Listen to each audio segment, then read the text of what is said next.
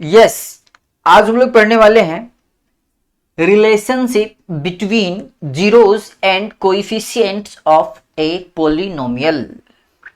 आज का ये हमारा टॉपिक है रिलेशनशिप बिटवीन जीरोज। जीरोज क्या होता है हम लोग पढ़ लिए थे। जीरोज एक्स का वो वैल्यू होता है जिसको जब हम पोलिनोमियल में डालते हैं तो जीरो आ जाता है। और कोएफिशिएंट्स क्या होता है ऑफ ए पोलिनोमियल, उसमें एक रिलेशन होता है, एक रिश्ता। देखेंगे क्या रिश्ता है। जैसे मान लीजिए सबसे पहले एक पोलिनोमियल का जीरोज कैसे निकाला जाता है। अलग अलग मेथड्स हैं जिसमें एक मेथड आज हम लोग डिस्कस करेंगे जिसका नाम है फैक्टराइजेशन मेथड। जैसे कि मान लीजिए एक पोलिनोमियल है हमारे पास, मान लीजिए एक पोलिनोमियल है हमारे पास px is equal to x square minus 5x plus 6। इस तरीके का एक पोलिनोमियल है, इसका जीरोज निकालना है। तो जीरोज कैसे निकाले, तो हमने देखा था जीरोज निकालने का क्या तरीका था। इसको कर देते हैं जीरो, मतलब this is equal to zero, और उसके बाद सोल्व करके x का वैल्यू निकालते हैं। तो उस x का वैल्यू निकालने के कई तरीके हैं, फैक्टराइजेशन मेथड उनमें से एक है। तो यहां पे हम फैक्टराइजेशन मेथड का यूज करके इसका जीरोज निकालेंगे। तो कैसे निकालेंगे, x square minus 5x plus 6 is equal to कर दिए जीरो। क्यों जीरो किए, क्योंकि मैं x का वो वैल्यू ढूंढ रहा हूं जहां पे ये सोल्व करने पर जीरो आ जाता। तो हमने पहले ही मान लिया कि मान लो ऐसा कुछ x होगा जिसको इसमें डाल के सोल्व करते होंगे तो जीरो आ जाता। तो वही वैल्यू निकालना है। जीरो हमने पहले ही कर दिया, जो बाद में आता वो पहले ही कर दिए हैं, अब x निकाल रहे हैं। एक्चुअल में हम बारी बारी से x चाहे तो डिफरेंट डिफरेंट x का वैल्यू ट्राई कर करके भी वो वैल्यू ढूंढ सकते हैं कि भैया वो कौन सा x है जो यहां पे डालने के बाद सोल्व करते हैं तो जीरो आ जाता है। लेकिन वो तो बड़ा लंबा हुप्पा हो सकता है, कई बार पता भी ना चले कि क्या होगा नहीं होगा। इसीलिए ये एक शॉर्टकट टाइप से समझ लो, दिस इज इक्वल टू कर दिए जीरो। अब क्या करें, फैक्टराइज करना पड़ेगा इसको। कैसे करोगे फैक्टराइज, फैक्टराइज कैसे करोगे, तो उसके लिए तरीका है देखना। देखो ये सब जो चीज होता है, जैसे एक्स स्क्वायर के साथ ये कुछ है, एक्स स्क्वायर के साथ जो ये दिख रहा है, यहां पे एक्स के साथ जो ये दिख रहा है, माइनस भी लेना है इसमें, और ये जो दिख रहा है, अगर आप इसको कंपेयर करेंगे स्टैंडर्ड फॉर्म से, क्वाड्रेटिक इक्वेशन जो होता है या क्वाड्रेटिक पोलिनोमियल जो होता है, ये पोलिनोमियल है। ये क्या है, पोलिनोमियल। इसको बोलते हैं हम लोग क्वाड्रेटिक पोलिनोमियल। और ये क्या है, इक्वेशन। क्यों, क्योंकि इसमें something is equal to something करके लिखा गया है।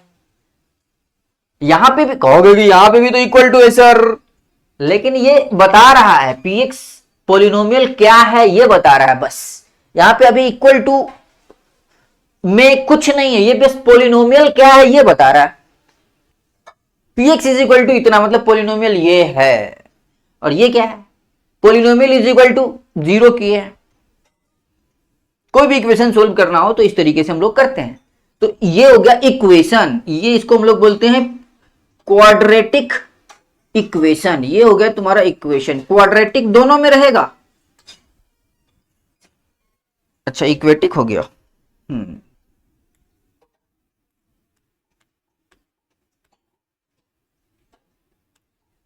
क्वाड्रेटिक इक्वेशन हो गया ये क्वाड्रेटिक इक्वेशन, और ये है क्वाड्रेटिक पोलिनोमियल। मतलब क्वाड्रेटिक पोलिनोमियल को हम क्या करते हैं, क्वाड्रेटिक इक्वेशन बना देते हैं ऐसे करके, उसके बाद सोल्व करेंगे उसको। कैसे सोल्व करेंगे, फैक्टराइज करके। फैक्टराइज कैसे करें, तो फर्स्ट एंड लास्ट ये सब जो चीज है इसको बोलते हैं कोएफिशिएंट। इसको क्या बोलते हैं, coefficient of x square. Coefficient of x square मतलब कितना, एक्स स्क्वायर के साथ जो गुना में है उसको कोएफिशिएंट ऑफ एक्स स्क्वायर कहेंगे। कितना है यहाँ पे 1। इस सब का यूज है फैक्टराइज करने में, इसलिए लिख रहे हैं। अच्छा ये क्या है, ये है कोएफिशिएंट ऑफ एक्स, एक्स के साथ जो चीज है वो विच इज कितना -5। और ये इसको क्या बोलते हैं, ये जो दिख रहा है इसको बोलते हैं कांस्टेंट टर्म, कांस्टेंट टर्म। तो 3 तरह के कोएफिशिएंट है, एक एक्स स्क्वायर का कोएफिशिएंट है, एक एक्स का कोएफिशिएंट है, और ये भी एक तरह का कोएफिशिएंट कह सकते हो अगर तुम ऐसे इसको सोचो। अगर ये सोचते हो कि ये जो 6 लिखा हुआ है वो कुछ इस टाइप से है, 6x⁻0, x⁻0 एक्चुअली 1 हो जाएगा तो बचेगा 6 ही। तो कोएफिशिएंट के टर्म में अगर सोचना चाहो तो कह सकते हो कि कोएफिशिएंट ऑफ x⁻0 कितना आ रहा है 6, या इसी को हम लोग कांस्टेंट टर्म भी बोलते हैं। कांस्टेंट टर्म जब भी बोलेंगे ना तो इसका एक ही मतलब होगा कि उसके साथ जो x होगा वो x का पावर 0 आ रहा होगा। तो इसमें 2 चीज का यूज करेंगे अभी हम लोग फैक्टराइज करने के लिए, एक ये और एक ये है 1 और ये है 6। करो जरा 1 × 6, ये प्रोसेस याद रखना, ये बार बार यूज होगा। ये इंटू ये करना है, अगर यहां माइनस है तो माइनस नहीं लेना है, सिर्फ वैल्यू लेना है। तो 1 × 6 किए तो कितना हो गया 6। अब 6 को अलग अलग तरीके से कैसे फैक्टराइज करके लिख सकते हो, इसको तो एक तुम ये लिख सकते हैं 6 × 1, और क्या लिख सकते हैं 2 × 3, और क्या लिख सकते हैं 3 × 2, और कुछ आ रहा है माइंड में 6 को और क्या लिख सकते हैं, जोड़ना नहीं, घटाना भी नहीं, गुना करके लिखना सिर्फ, और 2 पार्ट ही होना चाहिए, तीसरा नहीं, 3 पार्ट नहीं करना, सिर्फ 2 पार्ट करना। तो एक ये, यही 3 पॉसिबिलिटीज है, यही 3 पॉसिबिलिटीज दिखाई दे रहा है। इसमें से कोई एक ही काम का होगा, सब नहीं, कोई एक, कौन सा होगा ये पता लगाना होगा। कैसे पता लगेगा, देखो जोड़ने या घटाने से, इस दोनों को जोड़ने या घटाने से ये आ जाना चाहिए। ये मतलब 5 या -5 कोई भी चलेगा, 5 आ जाता है, 5 ही चलो, 5 ही के बारे में सोचते हैं, माइनस रहने दो, 5 के बारे में सोचते हैं। 5 लाना है, कैसे आएगा, जोड़ के या घटा के, कोई भी एक तरीके से आना चाहिए। तो 6 + 1 करते हैं तो कितना आ रहा है 7, 6 - 1 करते हैं तो कितना आ रहा है 5, तो 5 तो आ रहा है इसमें। अच्छा इसमें देखो 2 + 3 करते हैं तो 5, और 2 - 3 या 3 - 2 कोई एक करोगे तो एक तरफ से आएगा, 2 - 3 करोगे तो कितना आएगा -1, और 3 - 2 करोगे तो कितना आएगा 1। लेकिन जोड़ने पे तो 5 आ रहा है, तो ये काम का लग रहा है, ये भी काम का लग रहा है। देखते हैं कौन काम करेगा। 3 × 2 6 आता है, इस सबको गुना करके हमेशा वही आएगा। मेन देखना यह कि जोड़ने या घटाने से किस में आ रहा है, तो जोड़ने या घटाने से सब में आ रहा है। इसमें घटा के आ रहा है, इसमें जोड़ के आ रहा है, इसमें भी जोड़ के आ रहा है। कौन सा ट्राई करें, अगर आप ये ट्राई करते हैं तो बनेगा नहीं, ये ट्राई करके देखोगे 6 × 1, तो इसमें ये काम नहीं कर रहा है संयोग से, लेकिन जनरली जो सेट होता है वो काम कर जाता है, यहां पे ये काम नहीं करेगा। इसको ट्राई करते हैं या इसको, इस दोनों में से कोई एक लेंगे, ये बाद में चेक करके दिखाएंगे कि क्या इश्यू आ रहा है इसमें। तो 2 × 3 या 3 × 2 में से कोई एक सेट कर सकते हो, ऐड जोड़कर 2 3 5 आ रहा है, इसीलिए हम जोड़ वाले फॉर्मेट में इसको सेट करके लिखेंगे। तो इसको फैक्टराइज करने के लिए क्या करें, फैक्टराइज करने के लिए इसको कैसे लिखेंगे,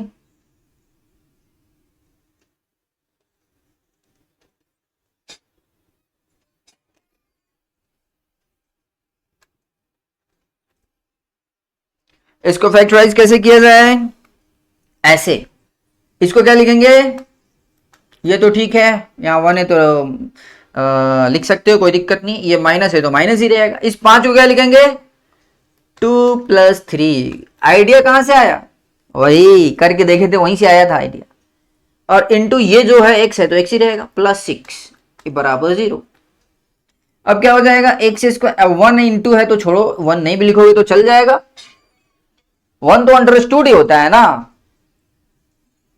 तो सीधे एक्स स्क्वायर लिख दे इसको। अच्छा, इसको गुना करो तो -2x, इधर से माइनस जा रहा है, इधर से ये आ रहा है, तो -2x, ये इधर जाएगा, इसके पास जाएगा ये माइनस, तो माइनस और प्लस कितना हो जाएगा, माइनस ही हो जाएगा, और इधर से x आएगा तो -3x + 6 = 0। अब इस दोनों में देखो कुछ कॉमन आ रहा होगा, क्या कॉमन है, x कॉमन ले लेंगे तो क्या बचेगा, x - 2 माइनस इस दोनों में से, देखो हम यहां पे हमको क्या दिखाई दिया, x - 2, तो हम चाहते हैं कि ऐसा एक और चीज दिखाई दे ताकि हम कॉमन ले सके बाद में।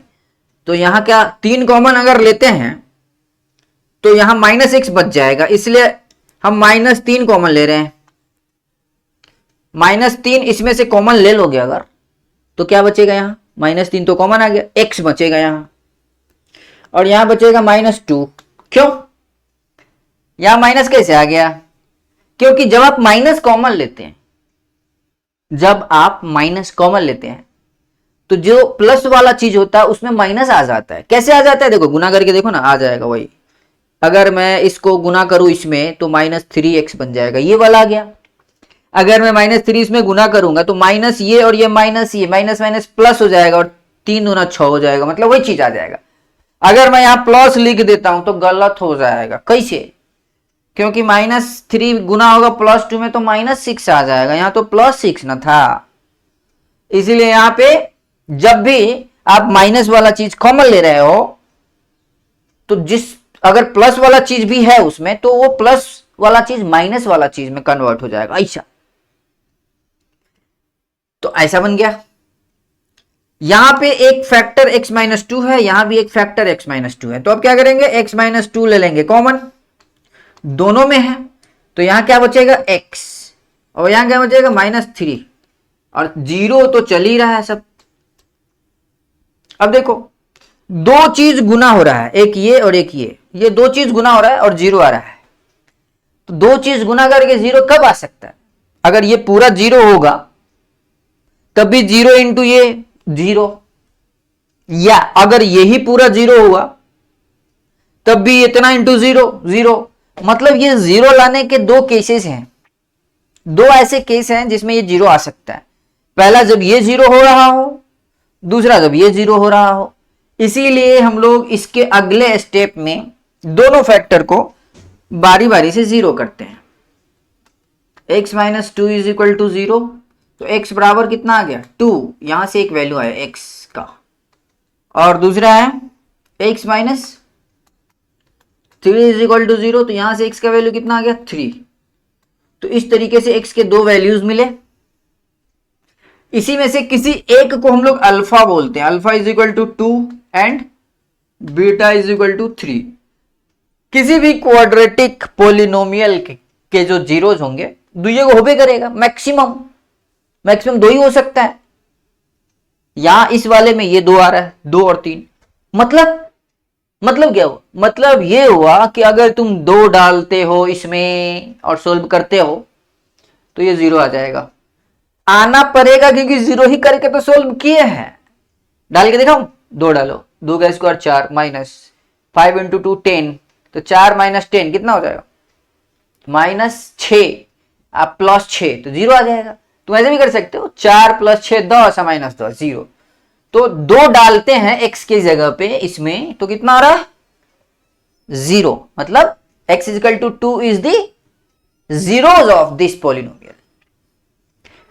एक और है x का वैल्यू 3 पे डालोगे तो 0 आ जाएगा, 3 का स्क्वायर करो 9 -5 × 3 15 + 6, देखो यहां 9 था यहां 6 है, तो 9 और 6 कितना हो गया, 15, अब -15 तो 0। मतलब कि वो जो दो वैल्यू है वो ऐसे वैल्यू है, कोई मामूली वैल्यू नहीं है, बहुत इंपॉर्टेंट वैल्यू है। वो ऐसे वैल्यूज है जिसको इसमें डालते हैं तो 0 आ जाता है, इसलिए वो जीरोज कहलाता है, जिसको हम लोग अलग अलग नाम दे देते हैं, अल्फा और बीटा। किसी एक का अल्फा नाम देते हैं और दूसरे का बीटा। कोएफिशिएंट समझ गए, कोएफिशिएंट किसको कहते हैं, x² के साथ जो रहता है वो, उसको एक्स स्क्वायर का कोएफिशिएंट कहते हैं। एक्स के साथ जो रहता है उसको कहते हैं एक्स का कोएफिशिएंट, और जिसके साथ एक्स नहीं रहता है, या ये कहो कि एक्स के पावर 0 वाला टर्म, वो उसको कहा जाता है कांस्टेंट टर्म। फैक्टराइजेशन में इसका और यहां पे जो रहता है उसका यूज होता है, बीच वाला वैल्यू जो रहता है वो लाना रहता है। तो यहां पे ये आ गया। तो अब इसमें जरा गौर करो, alpha plus beta relationship between zeros जरा देख लेते हैं। यहां पे देखो रिलेशनशिप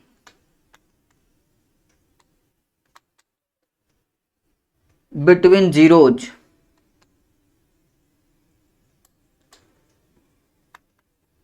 एंड कोएफिशिएंट्स।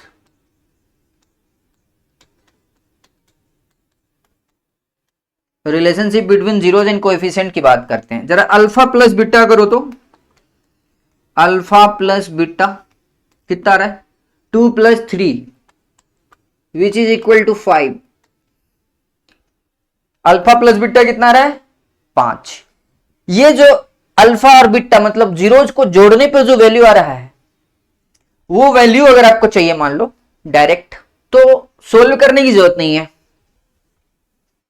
अगर आपको अल्फा प्लस बीटा ही चाहिए, अल्फा इंडिविजुअली अल्फा नहीं चाहिए, सिर्फ अल्फा नहीं चाहिए, सिर्फ बीटा नहीं चाहिए, अल्फा प्लस बीटा एक साथ चाहिए, तो उसके लिए इतना लंबा चौड़ा प्रोसेस करने की जरूरत नहीं है। एक दूसरा तरीका है जिससे आप डायरेक्ट निकाल सकते हैं, और वो क्या है -b/a। -b/a, माइनस बी और ए और बी क्या है? अरे स्टैंडर्ड फॉर्म में अगर आप क्वाड्रेटिक पॉलिनोमियल को देखें तो कुछ इस टाइप का रहता है, ax² + bx + c टाइप का रहता है। ax² + bx + c टाइप का रहता है जनरली। कोई भी दुनिया का कोई भी क्वाड्रेटिक पॉलिनोमियल या क्वाड्रेटिक इक्वेशन लोगे ना, तो इसी फॉर्मेट में मिलेगा। बदलेगा क्या? किसी भी सवाल में, दुनिया किसी भी सवाल में जो क्वाड्रेटिक पॉलिनोमियल इक्वेशन क्या है, उसमें क्या बदलेगा? ये बदल जाएगा, ये बदल जाएगा, ये बदल जाएगा, ये सब में मिलेगा, ये सब में मिलेगा। हाँ, उसमें नहीं मिलेगा जिसमें b 0 होगा। कुछ ऐसे सवाल भी होते हैं तो नहीं मिलेगा, मतलब समझो b वहां पे 0 चल रहा है तो 0 चल रहा है। तो a कितना हो गया इसमें? देखो जरा, a x² का कोएफिशिएंट को कहते हैं a, तो a कितना है यहाँ पे? a कितना है यहां पे? a आ रहा है 1। a कितना आ रहा है? a आ रहा है 1। b कितना आ रहा है? b मतलब x के साथ जो रहता है -5। और c कितना आ रहा है? c मतलब कांस्टेंट टर्म। यहां से कंपेयर करो, यहां से इससे कंपेयर करना है, स्टैंडर्ड फॉर्म से कंपेयर करना है। तो c कितना आ रहा है? 6। अब देखो, अगर मुझे अल्फा प्लस बीटा चाहिए होता तो डायरेक्ट निकाल सकते थे ऐसे, -b/a करके। -b/a करो जरा, माइनस b कितना है? b है -5। ये फॉर्मूला का माइनस है, b का जो भी वैल्यू होगा वो डालना पड़ेगा, पॉजिटिव हो या नेगेटिव हो, जो भी हो डालना पड़ेगा। तो b का वैल्यू कितना है? -5 बाई a कितना है? 1। तो गुना करो जरा, सॉल्व करो इसको, -5। Oh my God, alpha plus beta का वैल्यू उतना ही आ रहा है जितना -b/a का आ रहा है। और ऐसा सिर्फ इसमें नहीं है, दुनिया का कोई भी क्वाड्रेटिक पॉलिनोमियल या इक्वेशन उठा के सोल्व करो और अल्फा बीटा निकालो, अल्फा प्लस बीटा करो, जो वैल्यू आएगा वो वैल्यू डायरेक्ट आ सकता है। डायरेक्ट कैसे? -b/a करके। जहां a b क्या है? a क्या है? कोएफिशिएंट ऑफ x², b क्या है? कोएफिशिएंट ऑफ x, और c क्या है? Constant term. यही है relationship between zeros. Alpha plus beta बराबर सब में होता है ऐसा। कैसा होता है सब में? अल्फा प्लस बीटा बराबर सब में आता है -b/a। जब भी वेरीफाई करने के लिए क्वेश्चन बोलेगा तो यही चीज वेरीफाई करना रहता है। तो यहां पे क्या आ गया? Therefore alpha plus beta in any quadratic equation is always equal to -b/a, which is a formula, which is just like a formula. This is a formula. एक और है, अब जरा देखो, also एक और देखते हैं। मान लो अल्फा इंटू बीटा करते हैं अपन, करो जरा। अल्फा तो पता है ना कितना है 2, बीटा कितना है 3, तो अल्फा 2 बीटा 3 कितना आ गया 6। अल्फा इंटू बीटा करने पे कितना आ रहा है 6। ये वैल्यू डायरेक्ट आ सकता है, ये वैल्यू डायरेक्ट भी ला सकते हैं, इसका भी फॉर्मूला जैसे इसका था। कैसे? सी बाई ए करो जरा, सी बाई ए। सी क्या होता है यहाँ पे, सी 6 है, देखो वहां सी लिखा हुआ है 6। सी क्या है 6, बी कितना है -5, ए कितना है 1, सी बाई ए कितना हो जाएगा 6/1 मतलब 6। मतलब अल्फा इंटू बीटा का वैल्यू यहां 6, यहां भी 6, सी बाई ए का वैल्यू। और ये सिर्फ इसमें नहीं है, दुनिया का जितने भी क्वाड्रेटिक पॉलिनोमियल उठा के देखोगे हमेशा होता है ऐसा। इसीलिए बन गया एक फॉर्मूला, क्या बन गया, अल्फा इंटू बीटा बराबर सी बाई ए। याद रखना, बड़े काम का चीज है ये, इसका यूज करेंगे, आगे भी यूज होगा। तो alpha plus beta is equal to minus B by a, b b आई लगा लो इस पे, बहुत इंपॉर्टेंट है, ये भी बी बी आई है, याद रखना है। इन दोनों चीज को याद रखना है, alpha plus beta is equal to minus B by A, alpha into beta is equal to C by A. ये जब हम लोग क्वाड्रेटिक इक्वेशन चैप्टर पढ़ेंगे वहां पे भी ये काम आने वाला है। इनफैक्ट इस पोलिनोमियल चैप्टर में जो पढ़ेंगे ऑलमोस्ट मतलब 80% वही है, 20% कुछ एक्स्ट्रा फॉर्मूला एक आध आ गया है बस, बाकी लगभग इसी टाइप का चीज वहां भी देखने को मिलेगा। मतलब ये चैप्टर अगर आप ढंग से समझ गए तो क्वाड्रेटिक इक्वेशन जो चैप्टर है वो बहुत ही आसान हो जाएगा, समझो कि वो भी समझ गया है। तो इसी को बोला गया है relationship between zeros and coefficient, zeros and coefficient, zeros and coefficient. तो जब भी बोलेगा कि verify the relationship between zeros and coefficient, तो इस तरीके से हम लोग लिखेंगे, पहले लिखेंगे पहले, उसके बाद एलएचएस में डालेंगे वैल्यू, देखेंगे वही आ रहा है क्या, आरएचएस में डालेंगे वैल्यू, देखेंगे वही आ रहा है क्या, आए भी करेगा हमेशा, नहीं आएगा तो कहीं कैलकुलेशन मिस्टेक किए होगे फिर। तो इस तरीके से आप हमेशा ये चीज देखने को मिलेगा और दिखा देना है और हो जाएगा वेरीफाई। करके भी देखेंगे, तो यहां तो हमने वेरीफाई किया है, यहां पे हमने ये वेरीफाई हो गया है। चलिए आगे बढ़ते हैं थोड़ा।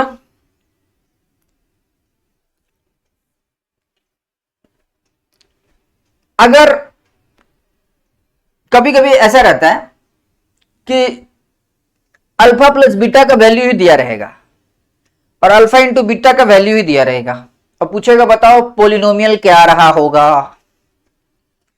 कभी कभी इस तरह का मिल जाएगा आपको, क्वाड्रेटिक पोलिनोमियल का पता लगाना रहेगा, मतलब सवाल क्या था ये पता लगाना रहेगा, और आंसर के कुछ चीज दिए रहेंगे, क्या अल्फा प्लस बीटा क्या है और अल्फा इंटू बीटा क्या है, ये दिया रहेगा सवाल में। पता क्या लगाना रहेगा, पोलिनोमियल। तो वो कैसे पता लगाएंगे, तो उसके लिए हम लोग एक चीज अभी निकालने वाले हैं और उसी का हेल्प लेकर हम लोग पता लगा सकते हैं। जैसे मान लो एक पोलिनोमियल है X square plus B X plus C, ये एक पोलिनोमियल है, क्वाड्रेटिक पोलिनोमियल है। मतलब अभी जो हम फॉर्मूला ला रहे हैं वो दुनिया के सभी क्वाड्रेटिक पोलिनोमियल या क्वाड्रेटिक इक्वेशंस पे अप्लीकेबल होगा। तो इसको हम लोग ऐसे लिख सकते हैं क्या, जरा देखो, ए कॉमन ले लो, सब में से ए कॉमन ले लो, सब में से ए कॉमन ले लिए तो क्या बचेगा, यहां पे क्या बचेगा एक्स स्क्वायर प्लस यहां क्या बचेगा B by A X plus यहां क्या बचेगा सी बाई ए। कहोगे सर ये तो बी सिर्फ था, वो बाई में ए कहां से आ गया, यहां भी आ गया, यहां भी आ गया, ये कैसे आ गया, यहां तो है ही नहीं, यहां तो सिर्फ बी है, यहां तो सिर्फ सी है, वो कैसे आ गया। देखो गुना करके देखो, गुना करो, ए एक्स स्क्वायर आ जाएगा, जब ये इसमें आएगा गुना का होगा तो आ जाएगा, जब ये इसमें गुना होगा तो ए से ये एक कट जाएगा तो बी एक्स ही बन जाएगा फिर, और जब ये इसमें गुना होगा तो ए से एक कट जाएगा तो सी ही बन जाएगा फिर। मतलब ये जो चीज है ये भी वही चीज है, बस देखने में थोड़ा अलग लग रहा है, सेम चीज है, सेम चीज। गुना करने पर सेम टू सेम चीज आ रहा है, मतलब इसको ऐसे लिखा जा सकता है, नो डाउट। अब देखो जरा, इसमें हम दिमाग लगा रहे हैं, इसको ऐसे लिख सकते हैं क्या, X square minus B by A X plus C by A.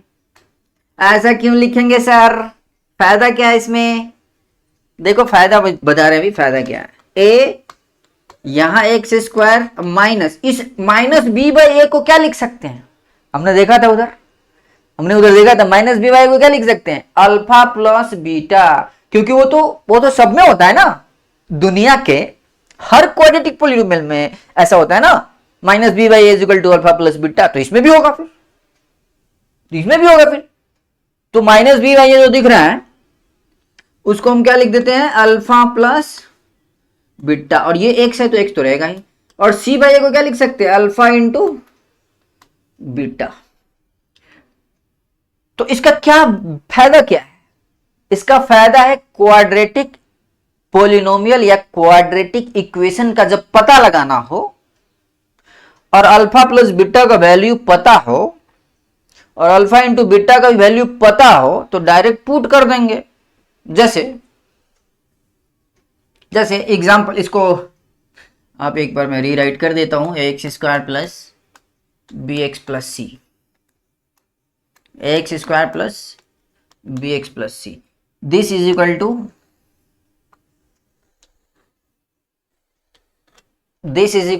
This, ये चीज हमेशा वैलिड है। अब इसका यूज क्या है, एग्जांपल, पिछले वाले सवाल में हमने देखा था अल्फा प्लस बीटा कितना आ रहा है, पिछले वाले सवाल में हमने देखा था अल्फा प्लस बीटा आ रहा है 5 और अल्फा इंटू बीटा आ रहा है 6। मान लो क्वेश्चन में ऐसा दिया हुआ है कि alpha plus beta is equal to 5 and alpha into beta is equal to 6, बस इतना ही दिया है, बस इतना ही दिया और कुछ नहीं दिया। कह रहे बताओ कि क्या रहा होगा, क्वाड्रेटिक पॉलिनोमियल क्या रहा होगा, बताओ जिसमें अल्फा और बीटा निकालने के बाद जोड़ने पर इतना आता हो, जिसके अल्फा बीटा को गुना करने पर इतना आता हो, बताओ क्वाड्रेटिक पॉलिनोमियल क्या रहा होगा। तो हमको मालूम ही है ना, ये था, लेकिन ये मालूम है, लेकिन ये लाना कैसे है, ये कैसे लाया जाए, बस इतना ही दिया है। इस तरह के सवाल आपको एक्सरसाइज में भी मिलेगा, कैसे निकाला जाए, ये फॉर्मूला वही काम आता है, ये फॉर्मूला वहीं पे काम आता है। कैसे, डाल दो इसमें वैल्यू, सीधा वैल्यू डाल दो इसमें, सीधा इसमें वैल्यू डाल दो, अल्फा प्लस बीटा की जगह पे क्या डालोगे 5, तो अल्फा प्लस बीटा की जगह पे डालोगे 5 तो कितना हो जाएगा, वी नो दैट, लिखना पड़ेगा इसमें, we know that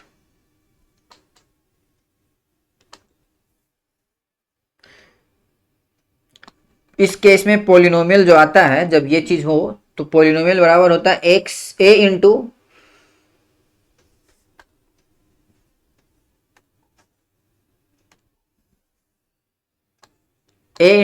x square minus alpha plus beta into X plus alpha into beta. अब यहां पे वैल्यू जब पुट करोगे तो A X square minus alpha plus beta का वैल्यू तो दिया ही हुआ है, पुट कर दो डायरेक्ट, कितना हो जाएगा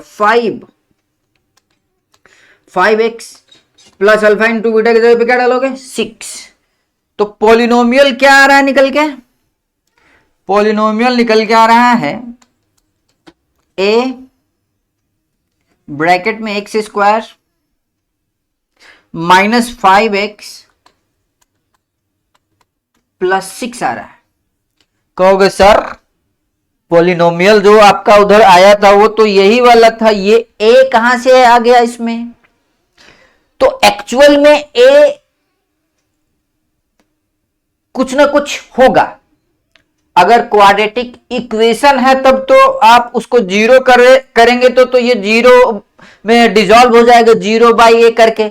लेकिन पॉलिनोमियल अगर रहेगा तो वहां तो जीरो की बात ही नहीं हो रही है, जीरो नहीं कर सकते क्योंकि polynomial px is equal to इतना होता है, इसमें जीरो तो है नहीं अभी। तो a का वैल्यू निकालना होगा, a का वैल्यू कैसे निकलेगा, a का वैल्यू कैसे निकलेगा, तो a का वैल्यू निकालने के लिए आप देखो यहां से दिमाग लगाओ, अल्फा प्लस बीटा कितना है, अल्फा प्लस बीटा है 5। और तुम्हारे हिसाब से क्या होता है alpha plus beta minus B by A is equal to 5। इसको 5/1 लिख सकते हैं। अच्छा अल्फा इंटू बीटा कितना है? अल्फा इंटू बीटा है 6। इसको लिख सकते हैं c by A is equal to 6/1। देखो यहां भी a इज इक्वल टू नीचे a यहां 1 या नीचे a 1 तो a कितना हो गया? a इज इक्वल टू 1 तो a का वैल्यू यहां से फिर यहां पे पुट कर दिया जाएगा तो फाइनली ये आपको a 1 हो जाएगा तो 1 हो जाएगा तो यही बचेगा फिर। तो लास्टली आपको जो पोलिनोमियल दिखाई देगा वहां पे ये गायब दिखाई देगा। यहां पे आपको किस तरह का पोलिनोमियल दिखाई देगा? यहां पे आपको किस तरह का पोलिनोमियल दिखाई देगा?